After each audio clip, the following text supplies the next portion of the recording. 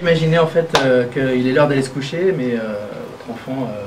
Alors, tu peux juste donner le nom du projet rapidement. Ouais, la boîte à histoire. Alors ce projet s'appelle? Ce projet s'appelle la boîte à histoire. D'ailleurs, on a une petite boîte qui a été réalisée avec une imprimante 3D qui va contenir à la fois le vidéoprojecteur et la diffusion en fait des histoires qui vont se trouver là-dedans. Sur le même principe que la boîte à idées, quelque part, cette boîte à histoire nous aide à fabriquer des histoires pour les enfants. On pourrait le décliner sur d'autres choses après. Mais... Donc, et le wifi. Ça marche. Ça marche. Donc c'est piloté avec une tablette, mais aussi avec des objets connectés qui peuvent être là aujourd'hui les Papertoys, mais l'idée c'est de pouvoir augmenter des jouets du quotidien de l'enfant, peut-être en lui positionnant une puce ou voilà, donc ces Playmobil, ces voiturettes, voilà, qui vont rentrer dans l'histoire. L'idée c'est que ça affiche en fait sur le vidéoprojecteur, donc là c'est mal réglé, mais c'est censé afficher en fait une sorte de target, une cible, qui va indiquer à l'enfant précisément où poster son Papertoy. Pour la démo, vous voyez qu'il y a un petit contact électrique, parce qu'en fait on a un petit contact dans la planche. L'idée c'est de simuler le fait qu'on positionne l'appareil et de déclencher une action. Dans les faits, en fait, il y aurait sans doute un capteur RFID ou un capteur de position, ou les deux. On avait, alors si tu peux passer si tu peux retourner la boîte. Voilà, vous avez des petites fentes. Non, alors encore. Vous avez des petites fentes sur le dessus de la boîte. En fait, on avait pensé également à avoir des sortes de bornes sous forme de capteurs RFID qui amélioreraient la triangulation et qui sera même en fait de délimiter un décor spécifique à l'enfant. C'est-à-dire si l'enfant il veut zoomer et avoir un décor qui fait la taille de sa chambre, ou s'il veut avoir 1 mètre devant lui.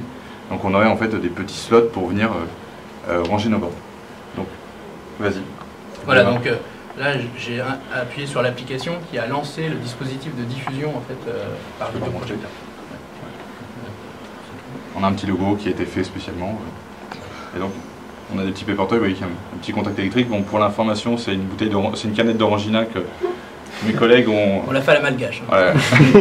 Ils l'ont patiemment déverni, c'est-à-dire qu'ils l'ont frotté sur le sol, sur le bitume du SU24. Et voilà, donc ça a fait du joli métal bien brillant. Donc, normalement, ça fait un contact, j'espère.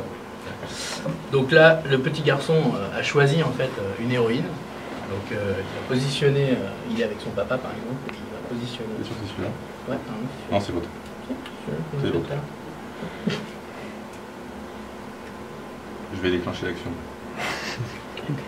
Vas-y. Voilà, donc là, on se retrouve à la fois à la plage, par exemple, avec un décor donc normalement animé, hein, bien sûr, et puis une zone d'activité. Ouais. Donc je raconte l'histoire, en gros, jadis, dans une contrée lointaine, au bord de la mer, vivait une petite fille nommée Justine. Voilà. J'ai beaucoup aimé le latin après. Super. Mais le petit garçon, lui, ça l'intéresse pas d'avoir en fait une histoire au bord de la mer. Il dit à son papa, non, moi, la mer, ça m'intéresse pas, je préfère que ça se passe dans la forêt.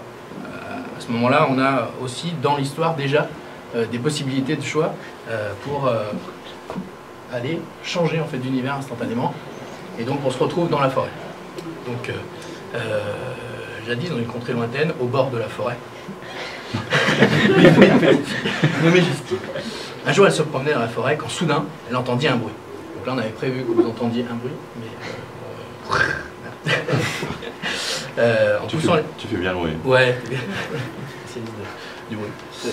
Et donc au fur et à mesure en fait on va pouvoir interagir sur ce livre d'images et d'histoires. Donc là en l'occurrence j'ai appuyé sur le truc, mais ça pas... Ah oui. Et donc, pardon, dans l'histoire, on explique avec qui tu veux jouer. Donc, est-ce que tu veux jouer avec Nemo, est-ce que tu veux jouer avec l'ours, ou est-ce que tu veux jouer avec... voilà. Et donc, là, le petit garçon a décidé de jouer avec l'ours. Ouais, enlève-le, parce que sinon, le truc, il va prendre en bout. À ce moment-là, c'est cette fois-ci le jeu sur lequel on déplace les objets qui implémente une nouvelle figurine parce qu'elle a reconnu que c'était un ours qui venait d'entrer dans l'espace de jeu, et donc il est identifié ici par un pictogramme. Il va avoir plusieurs possibilités d'interaction. D'ailleurs, le papa lui demande mais qu'est-ce que tu veux faire alors avec cet ours? Est-ce que tu t'enfuis, tu as peur, ou est-ce que on l'aide parce qu'il n'a pas l'air très bien en forme? Et donc, elle décide de l'aider. Donc, ils vont pouvoir jouer en fait comme on jouerait presque dans un bac à sable. Ah, c'est intéressant. Ouais, on remet l'ours une fois. Bon, normalement, le temps est fini, mais bon, on va écouter l'histoire. Ouais, c'est une grande histoire. Voilà, donc du coup, voilà. La petite fille, elle lui demandait, voilà, mais pourquoi tu es si rachitique, tout ça, j'ai pas mangé depuis longtemps, mais qu'est-ce que ça mange un ours? Parce que là, en fait, le papa lit une partie de l'histoire, ça mange des enfants, donc ça devient inquiétant, donc la petite fille dit non, j'ai peur, tout ça, donc le père va pouvoir splitter sur un ours qui a plusieurs propriétés, dont par exemple la propriété d'être plutôt gentil, donc il se calme, et dans l'idée, on continue l'histoire avec, non, enfin, en fait, je mange des pommes, par exemple. Et puis toute l'histoire et tout le dispositif est fait pour appuyer, en fait, aider à l'imagination, à l'imaginaire à la fois des parents et de pouvoir manipuler des objets du quotidien dans un espace de plus en plus virtualisé et avec un but qui soit quand même animé pour que l'immersion soit la plus grande possible. Voilà. Et il y a une dernière étape normalement, et puis tout est bien, voilà, et puis ils vont tranquillement à la montagne. Parce qu'il fait frais en fait. Voilà.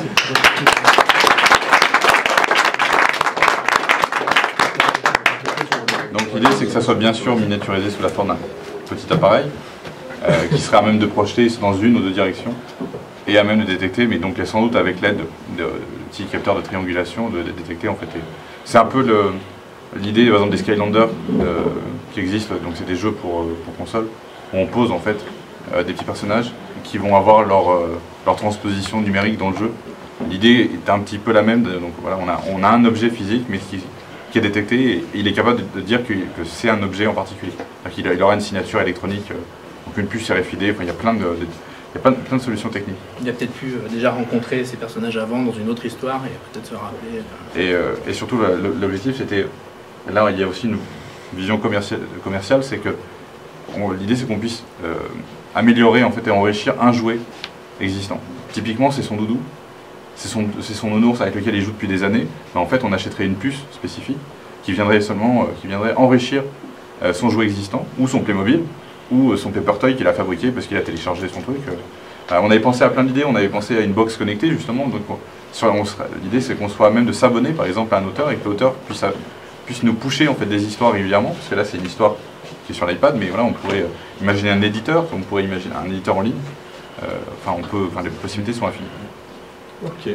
Et au niveau technique, c'est très simple, à la démo c'était juste du Node.js pour détecter en fait, les événements en fait, envoyés par les navigateurs, et c'est plusieurs machines reliées à ça, reliées en Wi-Fi avec celle-ci. Donc c'est pour ça qu'on arrive à synchroniser les écrans, parce qu'on envoie des infos entre les écrans. Bon. Ok, super. On n'aura plus trop de temps pour les questions parce que j'ai déjà dépassé, mais merci encore.